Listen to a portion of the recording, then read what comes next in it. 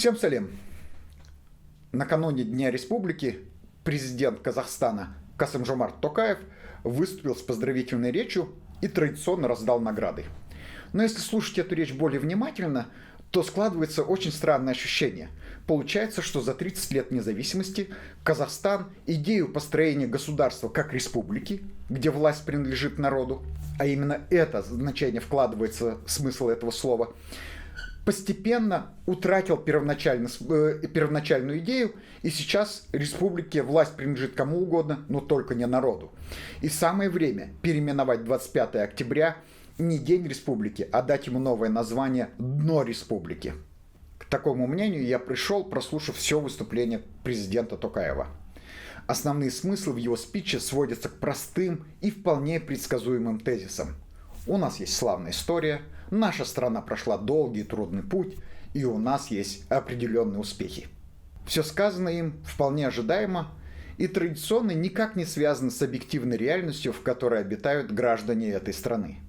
Основной смысл выступления Касым-Жомарта Токаева свелся к призыву к народу объединяться, куда же без этого.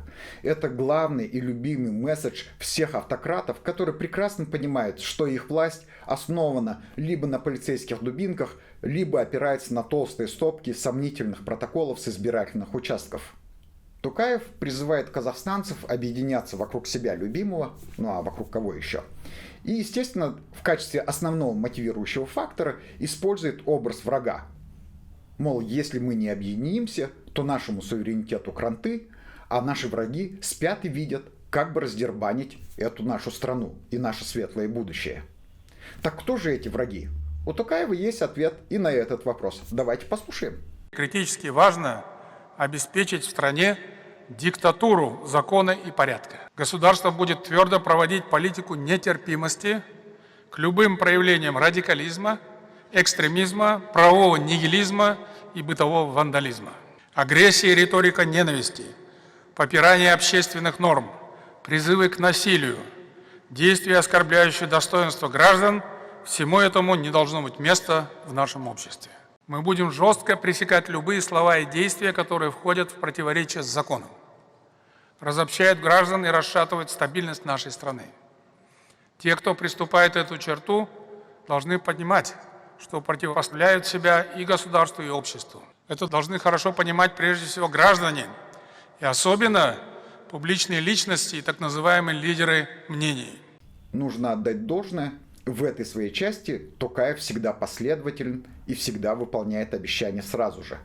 25 октября на улицы казахстанских городов вышли нести усиленный режим службы 20 тысяч полицейских и военнослужащих.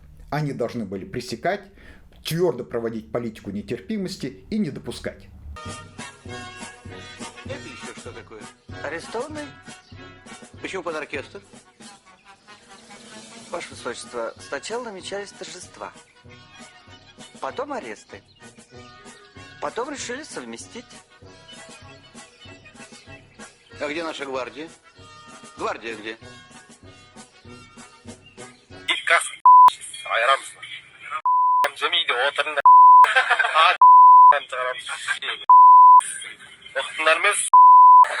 Вот итоги празднования Дня Республики в Казахстане в этом году. За 2 недели до праздников и в сам праздничный день, по данным правозащитницы Бахаджан Туригожиной, казахстанские полицейские задержали около 30 человек. То есть около 30 человек получили административные аресты от 10 до 20 суток. Один человек получил статус уголовного обвиняемого. Это наш с вами земляк, житель Уральска, Орынбай Ухасов. В его доме провели обыск, а он сам получил статус свидетеля с правом на защиту, что, собственно, это без 5 минут как подозреваемый. Его обвиняют в том, что он является участником запрещенного экстремистского движения. Это очень симптоматично – призывать людей объединиться, при этом размахивая полицейской дубинкой. И нужно понимать, что это, конечно же, не изобретение Токаева. История, особенно новейшая история, показывает нам множество примеров, когда различные режимы пытались укрепить свою власть, используя в качестве цементирующего фактора те же самые инструменты – политические дубинки, репрессии и гонения на своих оппонентов. Получалось, как в старом анекдоте. Было больно, зато не обидно. Хватило всем. Вот только крепкость такого политического цемента оказывается на деле очень хрупкой. И чем длиннее и продолжительнее тюремные сроки для политических оппонентов, тем стремительнее потом разрушаются стены той страны, которую власти превращает в одну большую сплошную исправительную колонию. Вот такие итоги этой недели, в которой казахстанские власти государственный праздник превращают в день политических репрессий. Нужно еще отметить, что это не новшество. Если вы помните, при Назарбаеве точно таким же днем политических преследований и одновременно праздника являлось 16 декабря, День независимости, когда ни один человек не мог выйти на улицу без риска быть задержанным полицейскими.